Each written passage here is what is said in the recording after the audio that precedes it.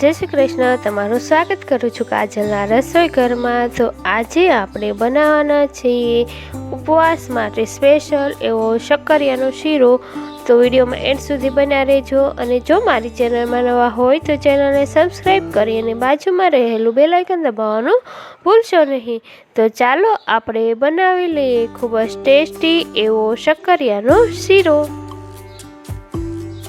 શક્કરિયાનો શીરો બનાવવા માટે પહેલાં તો તમારે શક્કરિયા લઈ લેવાના છે। ઘણીવાર લાલ રંગના પણ શક્કરિયા આવતા હોય અને સફેદ પણ આવતા હોય છે, તમને જે મળે તે લઈ લેવાના। પહેલાં શક્કરિયાને આવી રીતે ટુકડા કરી પાણી વડે સારી રીતે સાફ કરી એક કુકરમાં 1 ગ્લાસ પાણી એડ કરી અને શક્કરિયાને એક સીટી કરી અને સારી રીતે બાફી લેવાના છે। પછી શક્કરિયા બફાઈ જાય પછી તેને કુકરમાંથી કાઢી થોડી વાર ઠંડા થવા દેવાને છે અને શક્કરિયાની ઉપર રહેલી છાલો કાઢી લેવાની છે। તો આપ જોઈ શકો છો આપણા શક્કરિયા સારી રીતે બફાઈ ગયા છે।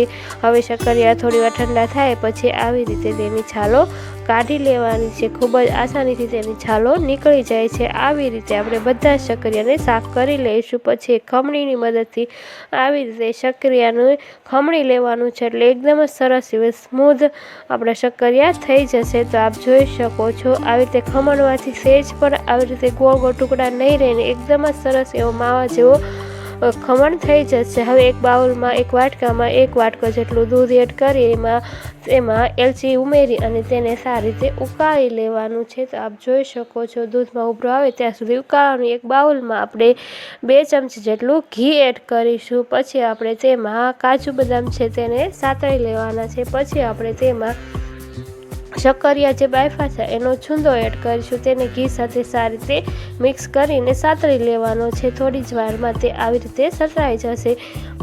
પછી આપણે તેમાં 1 વાટકી નાની જેટલી ખાંડ ઉમેરીશું। ખાંડ થોડી ઓછી રાખું છું કારણ કે શક્કરિયા ગળ્યા હોય છે, તો તમારે એ પ્રમાણે ખાંડને એડ કરવાની છે। પછી આપણે તેમાં ગરમ કરેલું એલચીવાળું દૂધ એડ કરીશું। તેને દૂધ સાથે માવાને સારી રીતે મિક્સ કરી લેવાના છે। શક્કરિયાના છૂંદાને સારી રીતે આવી રીતે મિક્સ કરી લેવાનું છે। થોડી વાર મિક્સ કરશો એટલે એકદમ જ મિશ્રણ છે તે ઘટ્ટ થવા લાગશે। તો આપ જોઈ શકો છો એકદમ જ સફેદ એવું આપણું મિશ્રણ ઘટ્ટ થઈ ગયું છે। આવી રીતે ઘટ્ટ થાય ત્યાં સુધી સતત ચમચાને ફેરવતા રહેવાનું છે। તો આપ જોઈ શકો છો આપણો શક્કરિયાનો શીરો બનીને તૈયાર થઈ ગયો છે। હવે આપણે તેને એક ડીશમાં સર્વ કરી લઈએ। તો આપ જોઈ શકો છો ખૂબ જ ઝડપથી બની જાય છે અને ખાવામાં પણ એટલો ટેસ્ટી લાગે છે। તો તમે પણ આ વખતે ઉપવાસમાં આ શક્કરિયાનો શીરો ચોક્કસથી ટ્રાય કરજો અને તમે 2-3 દિવસ સુધી સ્ટોર કરી શકો છો ફ્રીજમાં। તો આપ જોઈ શકો છો કેટલો સરસ એવો આપણો શક્કરિયાનો શીરો બનીને તૈયાર થઈ ગયો છે। ઉપર આપણે બદામથી ગાર્નિશ કરીશું, કાજુ બદામથી ગાર્નિશ કરીશું। તો આપ જોઈ શકો છો તો તૈયાર છે આપણો શક્કરિયાનો શીરો। ઉપરથી તમે ઘી પણ એડ કરી શકો। તો હું થોડું ઘી એડ કરી રહી છું અને પછી આપણે તેની ઉપર થોડા કાજુ બદામ એડ કરીશું। તો આપ જોઈ શકો છો તો તમે પણ આ રેસીપી ઘરે ચોક્કસથી ટ્રાય કરજો અને આ રીતે ચોક્કસથી બનાવજો, ખૂબ જ ટેસ્ટી બને છે। તો આજની મારી આ રેસીપી તમને કેવી લાગી તે કમેન્ટમાં જરૂરથી કહેજો અને જો તમને મારી આવી અવનવી રેસીપીઓ ગમતી હોય તો મારી ચેનલને લાઈક કરજો, શેર કરજો અને મારી ચેનલને સબસ્ક્રાઈબ કરવાનું ભૂલતા નહીં। તો હવે ફરી મળીશું એક નવી જ રેસીપી સાથે। ત્યાં સુધી આવજો। Thanks for watching.